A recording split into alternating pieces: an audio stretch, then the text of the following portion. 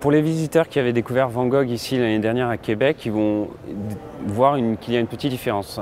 Sur Van Gogh, on travaille plus dans l'aérien, puisque Van Gogh a été influencé par le japonisme, l'ukiyo-e, les images du monde flottant qui étaient souvent présentées sur des rouleaux horizontaux, verticaux. Donc on était dans des systèmes de voiles qui représentaient un peu ce côté léger.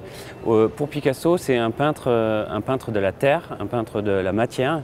Et du coup, Annabelle a demandé à Rudy Ricciotti de dessiner la scénographie. Et Rudy Ricciotti, c'est un des architectes qui a rénové le Louvre en France, et c'est un architecte de la matière, c'est un architecte du béton.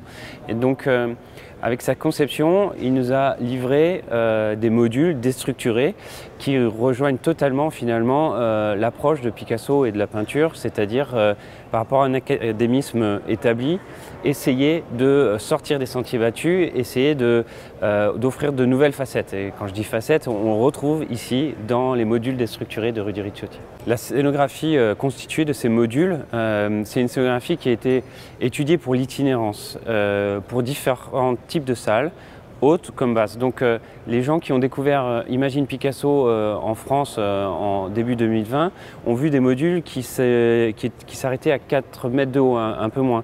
Ici, on est dans une salle qui fait plus de 8 mètres de haut, donc les modules ont été basculés. Et c'est pour ça qu'on a des modules qui font maintenant jusqu'à 8 mètres de haut et qui sont renversants dans le sens littéraire du terme, c'est-à-dire qu'on se retrouve à des modules avec des faces qui viennent vous recouvrir au-delà de la vue et qui viennent créer comme ça un paysage multiforme et qui plonge vraiment les visiteurs au cœur de la peinture de Picasso. Actuellement en montage technique, donc ça c'est la première partie, une fois que les modules déstructurés ont été construits, il y a la deuxième partie qui consiste à faire correspondre les vidéoprojecteurs vraiment au module. Donc ça c'est un gros travail technique qui nous prend quelques jours. Une fois que tout ça est bien établi, avec Annabelle nous travaillons sur le contenu et comment le contenu va s'adapter aux différents modules.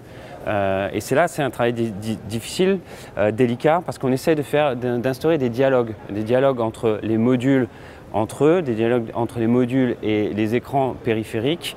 On essaie de bien appuyer sur les différentes périodes, les différentes techniques de Picasso pour essayer de révéler les détails aussi que le grand public ne pourrait pas voir dans une exposition muséale traditionnelle et qu'on leur donne au final envie d'aller voir les vraies œuvres dans les musées.